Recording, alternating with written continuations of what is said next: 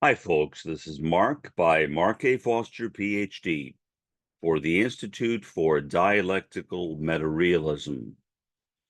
I am going to be talking about Gaza again, sadly. I wish I did not have to keep on talking about Gaza and could move on and talk more lengthy about other subjects, but the subject of Gaza keeps on coming up, and I feel like I have no alternative but to discuss it. So be it for the time being.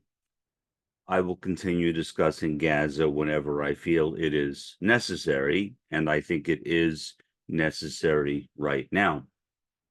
I don't know if you have been familiar with the latest news, either read it, seen it, or heard it, but it is rather devastating. And I suppose it is primarily devastating if you are an American. If you are living here in the United States, in a country which is about to hold another presidential election this year. And what are the choices? None. None.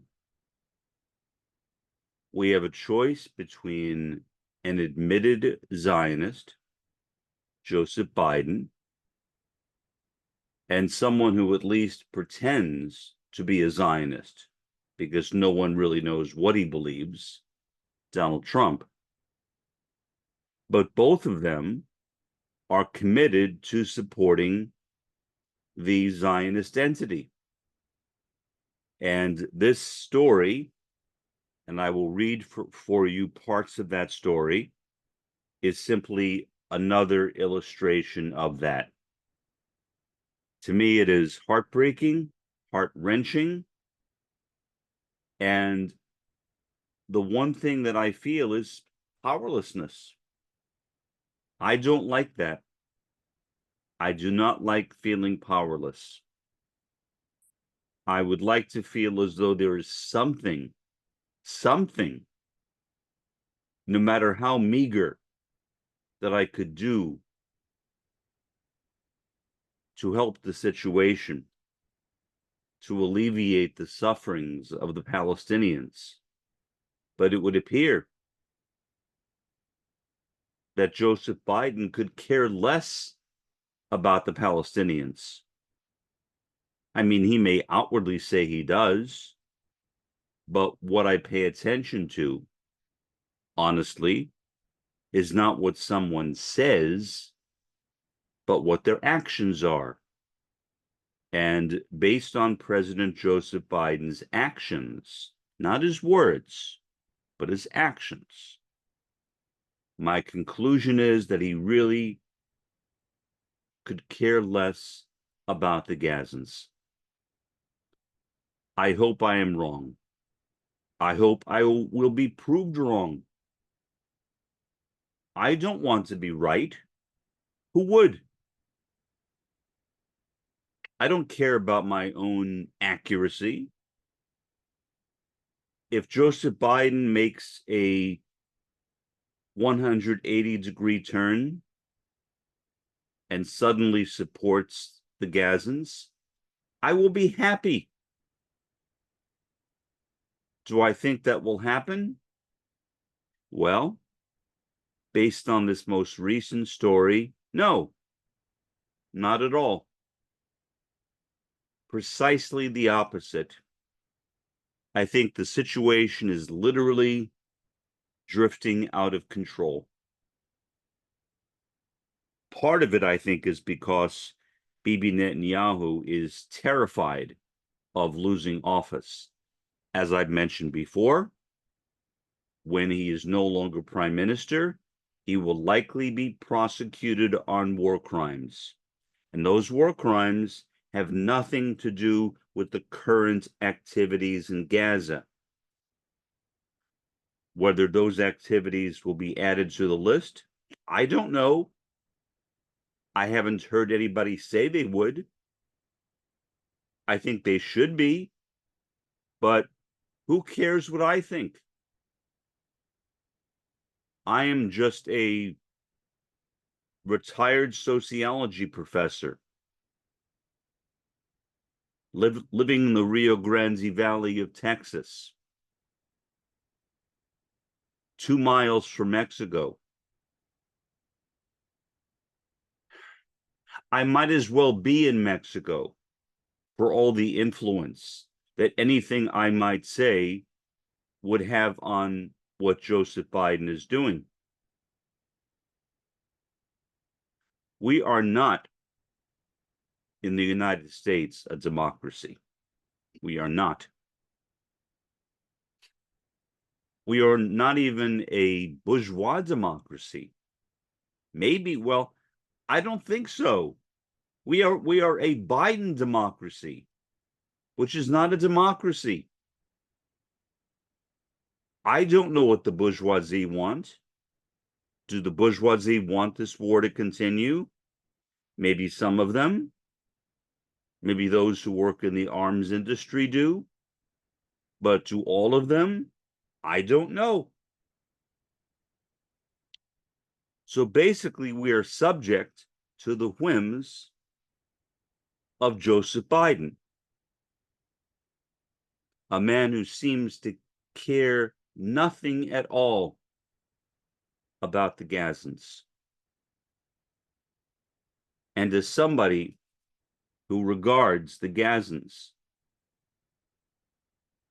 as my Semitic brothers and sisters, I care about the Gazans, even if you are not Semitic. Doesn't matter. Whatever you are, whatever ancestry you are a brother or a sister to the Gazans. We are ultimately one family on earth. We are all related. We can all intermarry and mate. The differences between us are purely an illusion. And yet, apparently, the President of the United States could care less. It would seem as though he does not see the Gazans as members of his family, because if he did, he would not be engaged in this constant support for the Zionist entity. He would actually be doing something. I don't know what that something is, but something to protect the Gazans, and yet he is not. Well, let me go ahead and read you at least portions of this story. It is from the news website Politico. The article was written today by a guy named Alexander Ward. It is titled Angry, and angry is in scare quotes, Biden not changing Israel policy after deadly strike on aid workers. Yeah. If you haven't heard of that yet, now you have. There was a deadly strike on aid workers, people who were there to aid the Gazans. The IDF attacked them. Here's the subtitle to the article. It's another example of the United States criticizing Israel's conduct of the war against Hamas while remaining reluctant to use leverage to effect course corrections, to say the least. Here's the article, or part of the article. The Biden administration has no plans to change its policy toward Israel after the allies' forces killed 7 humanitarian aid workers. 7. President Joe Biden was privately enraged by the deadly strike, and in a public statement upbraided Israel for it, calling for accountability to those responsible and demanding more humanitarian assistance allowed into Gaza. But 2 senior officials said that is as far as he and the White House will go for now. In other words, just words, words not supported by changes in policy, by action, are meaningless. They're empty, purely empty words. Once again, from President Joseph Biden of the United States. Continuing, President Joe Biden, well, I read that part. That's all we have planned, said one of the officials, who, like others, was granted anonymity. I wish people were not granted anonymity. I realize why news media do that, because sometimes that's the only way they can get officials to say anything, is to speak off the book. But I really wish that they did not do that. What is the alternative? I don't know. Maybe there is no alternative. Maybe they should be granted anonymity. I don't like it. I wish there weren't. I wish they weren't. But do I have an alternative? No.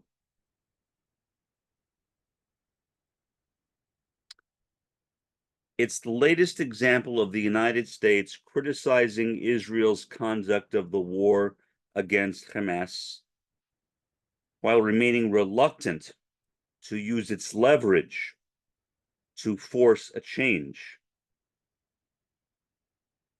And yes, the US does have leverage, a lot of leverage. But the US might as well not have it. I mean, not using leverage, to me, is the same as not having it. So I don't know what is the point of it. I sometimes think, what is the point of my even talking about it when I know in my heart, or I believe in my heart, I should say, that nothing will change. That's what I believe. Nothing will change. I hope I am wrong. You can't imagine how much I hope I am wrong. But doing these podcasts on Gaza and seeing the situation escalate from bad to worse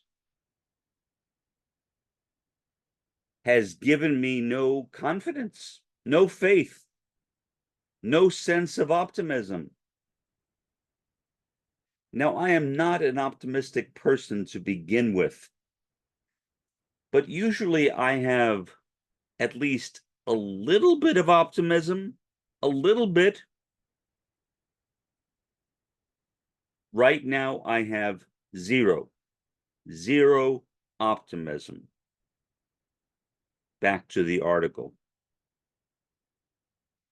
Biden has stood with Israel as it aims for the military defeat of Hamas, resisting calls from progressives and pro-Palestinian voices to condition military aid or impose other restrictions. Pause. The military defeat of Hamas. No. What they are doing is defeating Gaza. What evidence has Israel produced that the people it is killing are actually members of Hamas? None. Little children, babies in incubators, patients in hospitals, are they members of Hamas? Apparently, Biden believes they are. Apparently, or at least he says he does. It's hard to know what someone else thinks. Maybe impossible. You can't read somebody else's mind.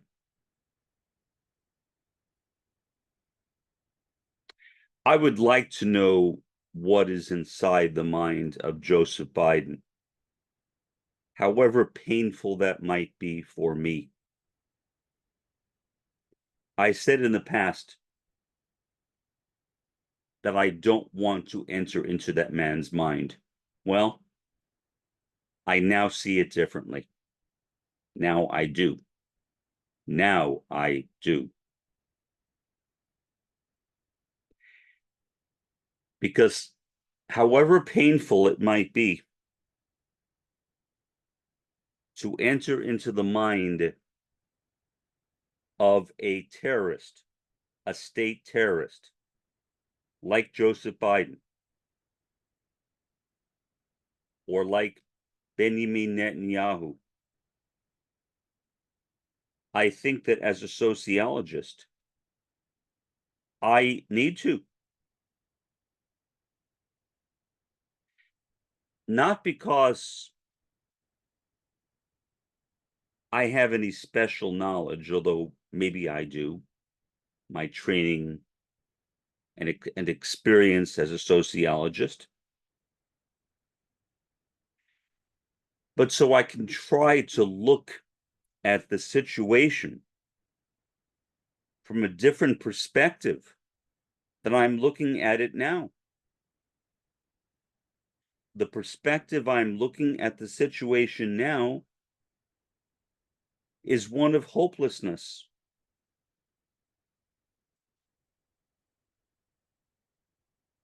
So at this point, I have changed my mind. Not that it makes any difference, because I realize I can't enter into another man's mind. That's fantasy. But I would like to. I would like to. Returning to the article. Such moves, referring to restrictions, would break rather than bend the relationship with Israel, the administration argues, and they would end any sway the U.S. has with protecting Israeli citizens. Another pause. And what efforts are those, Mr. Biden? What efforts have you made to protect Israeli civilians? If you have, it must be private. It must be confidential. even if it's confidential, it is obvious that Bibi Netanyahu is ignoring you, Joseph Biden. So what sway are you talking about? I would like to know. What sway? You're saying that you don't want to reprimand Israel because that would end any sway that you have in persuading Israel not to attack civilians. Fine. Then say what that sway is. Say what you have been demanding or asking of Benjamin Netanyahu. As an American, as one of your constituents, I think I have the right to ask that of you. I do. Now, will my inquisition change anything? Again, I doubt it. Maybe, but I doubt it. Going back to the article. This has caused fissures within the Biden administration. It's just rinse and repeat with the Israelis. The American political system either can't or won't draw a real line. I would say a red line, but okay, real line with them, and that is regrettable, said a senior U.S. official, again, obviously an anonymous senior U.S. official. Who are you? Who are you? And why don't you say what you are saying openly?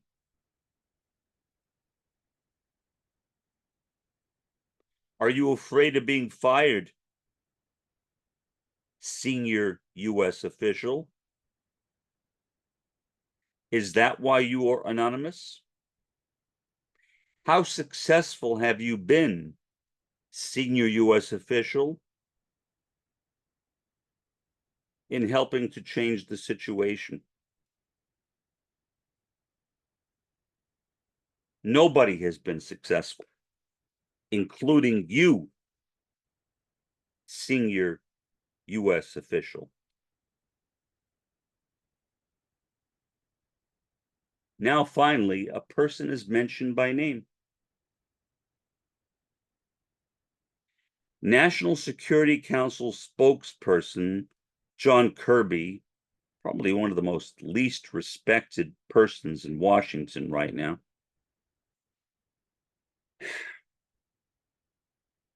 confirmed Wednesday the U.S. is planning no imminent shift in its Israel approach. You don't say.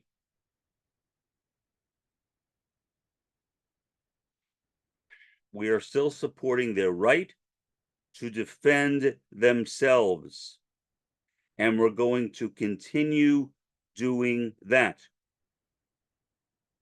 Pause.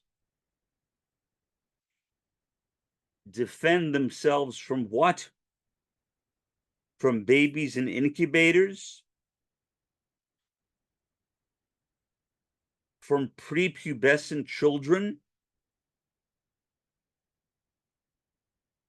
From kids playing softball?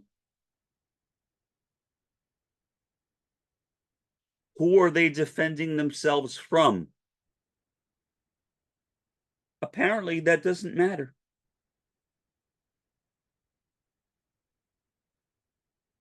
It doesn't matter. Continuing. We're also going to see what the results of the investigation is.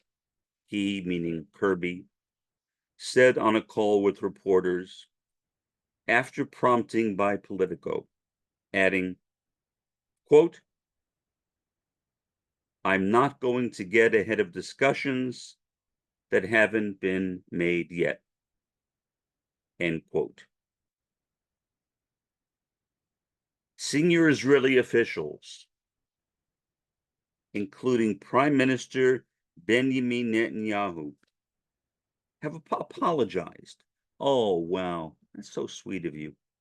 Have apologized for dropping bombs Monday night on the World Central Kitchen convoy. Its 3 vehicles were clearly marked with the World Kitchen convoy's insignia and traveled along a protected route in central Gaza. And yet Israeli forces still hit the aid workers multiple times. That's being really careful, isn't it? Despite having been informed of the convoy's movements. It's all a lie. Lie upon lie upon lie upon lie. Lies. Just lies. The group has temporarily halted food deliveries after the strike. In a statement Tuesday night, Biden was stern. That's nice. You were stern. Israel has not done enough to protect aid workers trying to deliver help to civilians. He added, incidents like yesterday's simply should not happen. Israel has also not done enough to protect civilians. Another pause. Biden's statement is based on the assumption, real or imaginary, that Israel cares about protecting civilians. And from everything I've seen, Israel does not. They simply do not. I mean, I have seen some of the videos posted by IDF people onto the web where they are bragging about killing civilians, bragging about it.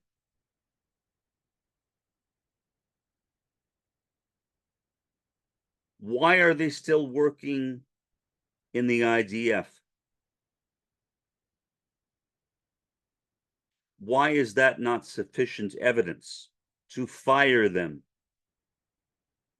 to have them court-martialed, or whatever the equivalent of court-martialing is in Israel?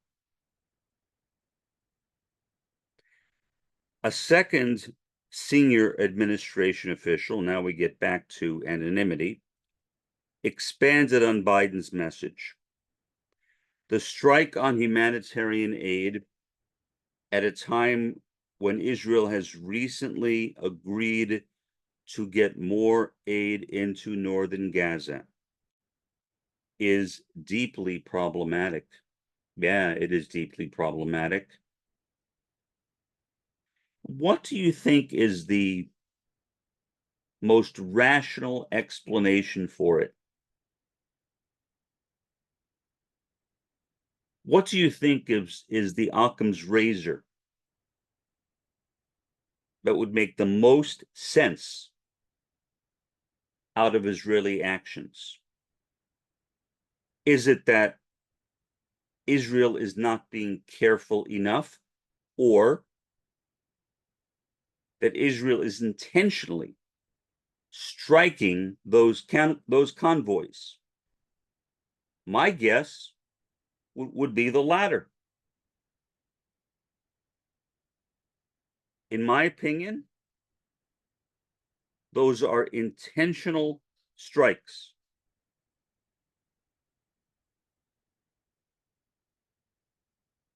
If they were not intentional,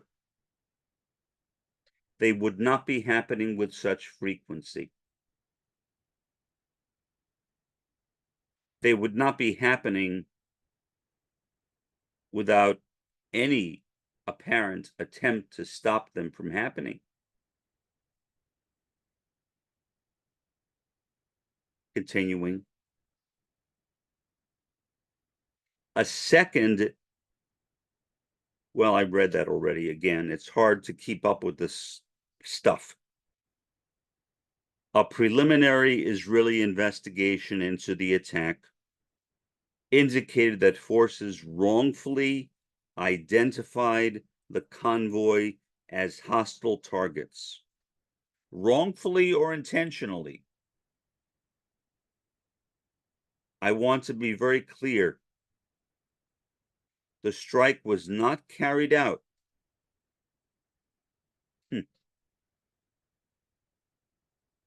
with the intention of harming aid workers. Lieutenant General Herzi Halevi, chief of the General Staff of Israel's military, said Tuesday in a video message, and there is a link to that video message.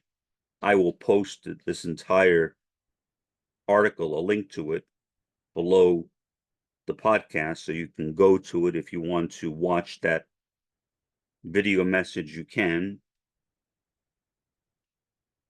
It was a mistake that followed a misidentification at night during a war in very complex conditions. It shouldn't have happened. Yeah. But it did. And it does. And it will. And then it will again.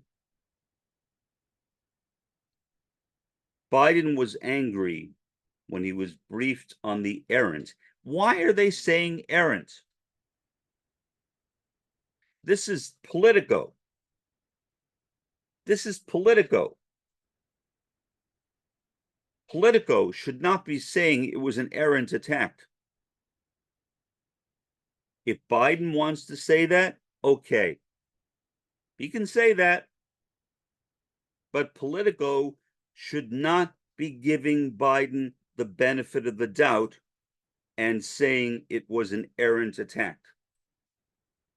Why? Why say that? Why use the word errant? How do you know, Politico, that it was an error? How do you know?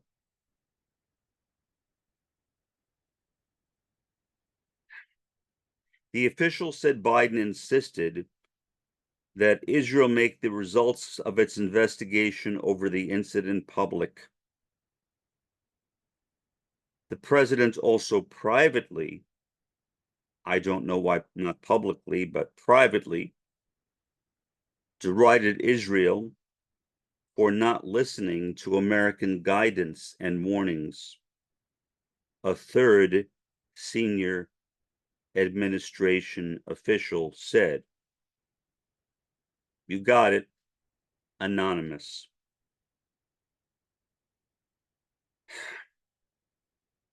The convoy, meaning the aid convoy, belongs to a group led by Jose Andres, the celebrity chef with many popular restaurants in Washington and with close ties to the Biden White House. World Central Kitchen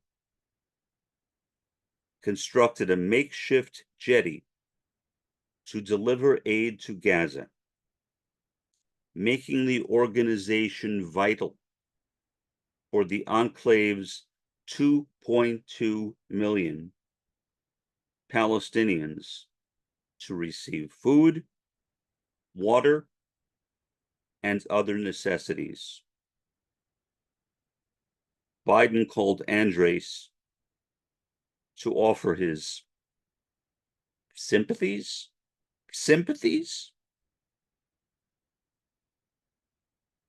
What about contacting the intended recipients of that aid and offering them your sympathies, Mr. Biden? Of course, he's not going to do that. That would be too nice. That would be too honest. Continuing. I am holding myself back. Believe it or not, I am holding myself back. Around 200 aid workers have been killed since the war began last year. But the reaction to this incident was much larger since many in Washington, including in the Biden administration, are close to Andres and have dined in as many restaurants around the Capitol.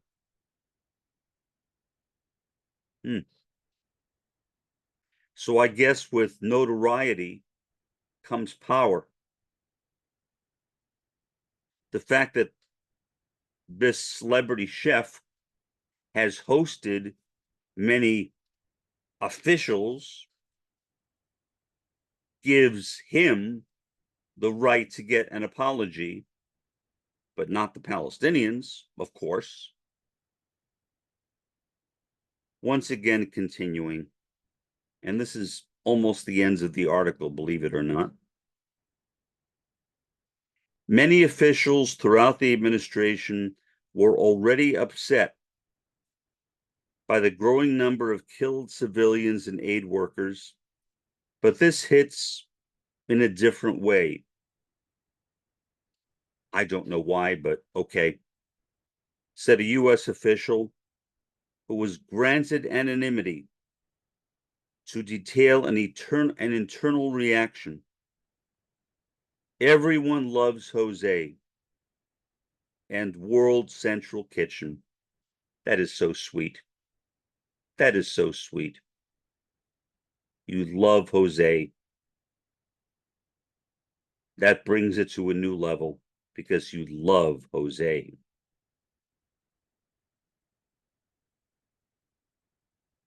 And it just seems like a blatantly horrific and stupid mistake to do that. Again, what makes you think it was a mistake? Because Benjamin Netanyahu said it was?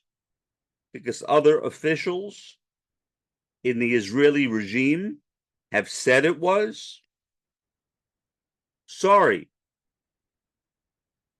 I beg to differ. In my opinion, it was not a mistake. Again, can I prove that? No. But can they prove it was a mistake? No. All that anyone can say with any degree of honesty is that the event took place. And that's all anyone should say until the results of the investigation are released to the public. Then an evaluation can be made. But not now. Not now. Concerns remain about worsening conditions inside Gaza. Officials for the U.S. Agency for International Development, which is often called USAID. I had a friend once who worked for USAID. It's a wonderful organization. He worked in Africa, but they do work all over the world. Anyway, USAID warned in a private cable that the enclave was already experiencing famine due to the war and a lack of assistance. The level of hunger is unprecedented in modern history, reads the cable, per a Huff Post, previously called Huffington Post, report. and it will accelerate in the weeks ahead. So that is the article. I found it hard to resist commentary while I was reading the article. If that resulted in confusion, I apologize. I tried to make it clear when I was pausing and continuing. I might have messed up a couple of times, but it is just difficult for me personally, to read these cables, to read these announcements, and believe that the person is telling the truth. I don't. I don't. I am not going to give them any benefit of the doubt until I see evidence supporting their claims that these bombings were accidental. Until then, I will just call them bombings. And bombings, by definition, are things that you do in war. They are intentional. If you want to claim that it was collateral damage, an unintended accident, whatever that means, good. Provide the evidence, but make sure that evidence is solid, please. Don't just say it and expect the world community to believe it. Especially now with Israel's most recent actions of bombing the Israeli embassy in Damascus, Syria. I think there is little reason to trust the Israeli government on anything. Anything. I can't think of a reason to trust them. Would I like to trust them? Yes. Yes. I would like to trust everyone because I believe in honesty. I believe in transparency. And I wish everyone would tell the truth. But I don't think that it can be expected that Benjamin Netanyahu and his regime, or Joseph Biden and his regime, will be honest. I simply don't. Because there is no track record to support it. Claiming that an attack was a mistake is not enough. It's not enough. You need to prove that it was a mistake. Especially since the article points out American officials had already told Israel that this was an aid convoy. And the IDF bombed it anyway. How much credibility does that add to what Netanyahu and Biden are saying? None. None at all. And so, let me just say this. I am moved to anger. Just anger. And I hope that you are angry too. I don't know you. Maybe I do know you, but I don't know who is listening or watching me. I hope that you are angry too. And I hope that you are responding to this horrendous situation, this act of genocide, the Holocaust of the 21st century, with a similar, if not a greater, degree of anger than I am. I would imagine if you have family living in Gaza, your level of anger will be greater than mine. I would expect that. I would hope that. The problem is, there is really nothing that any of us can do. Nothing. The people who control the destinies of the Palestinians are not you and I. They are, to use sociologist C. Wright Mill's term, the power elites in both the US and Israel. They are the ones who have that ability to make decisions, and they are the ones who are exercising it. I can complain all I want. I can become angry as much as I choose to be angry, and it's not going to change a damn thing. I know that. I know that. So what is the point in making these podcasts?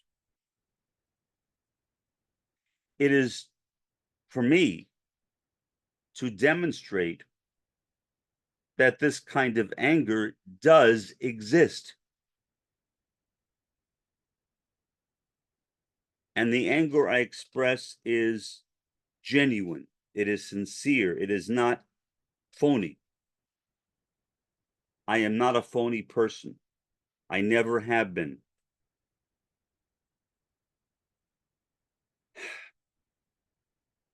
And I am not being phony in this case either.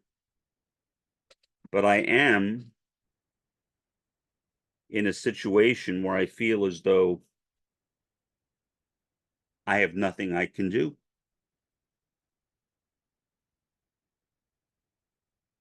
And I imagine you feel the same way. And so here we are in a quagmire, entirely produced by Benjamin Netanyahu and his fascist regime, and entirely supported by Joseph Biden and his own fascist regime. And nothing that I say or that you say will make a damn bit of difference. That is the problem. But still, we have our voices. At least for now we do. We can speak out on these injustices. And I hope you will too. If you have a podcast, please talk about this issue.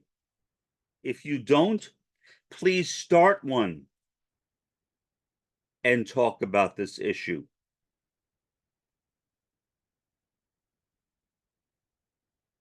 I promise you, the more you do it, the better you will get. When I first started doing this, and when I first started teaching classes, I had the continuation of my stutter, really, really bad stutter from my childhood. But as I began teaching, and I consider this to be a continuation of my professorship, even though I'm retired, I got better and better. And I sometimes will stutter, but not that much. The more you do something, generally, the better you get at it. And so I would ask, the more voices we have speaking out against what Netanyahu and Biden are doing right now, the better. The better. We don't have nearly enough voices right now. We have some, but most try to hide their feelings in a kind of myth of objectivity. Objectivity is a fallacy. There is no such thing as being objective, whether in science or in journalism. And I say that as someone with degrees in both. I have a Bachelor of Arts in Journalism, ABJ degree, and an MA and a Ph.D. in sociology. What we can do is to be fair, meaning we look at what's happening and try to be as accurate as we can. No one can be objective. No one. No one should want to be objective. No one should try to be objective. Furthermore, no one should claim to be objective. Journalism and sociology, for me, are a way to express my heart, and have been for a long time. I have used them as vehicles for transporting my own sense of outrage to others. And I hope that others will do likewise.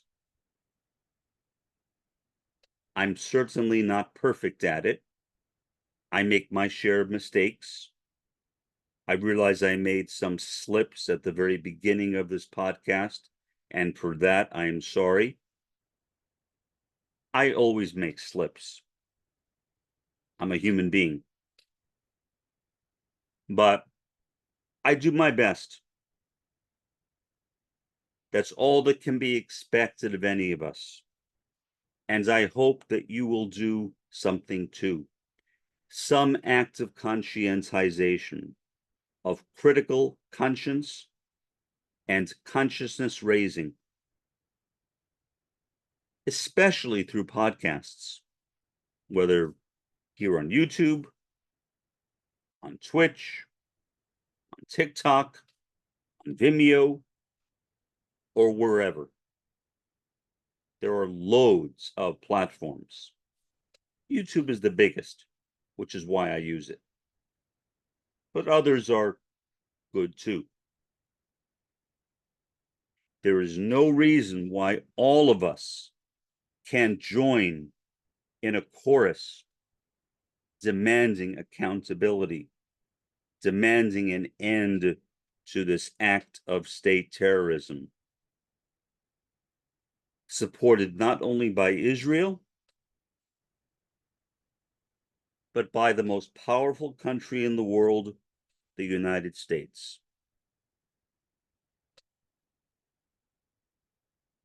I hope you will at least think about my suggestion. You might decide not to do it. Fine. That's your business. But please consider it. Consider making podcasts. It's easy. It's easy. If you have a laptop, you have a webcam built right into it. It's the thing you use with Zoom. If you have a desktop, most likely you don't, but you can go to Best Buy or some other store and purchase one and plug it into your USB port. It's that easy.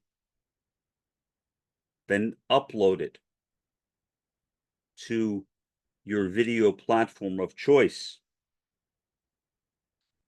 and try to get as many people to watch it as you can. For the time being, this has been Mark by Mark A. Foster, Ph.D. for the Institute for Dialectical Metarealism. Have a pleasant day and an even better day tomorrow.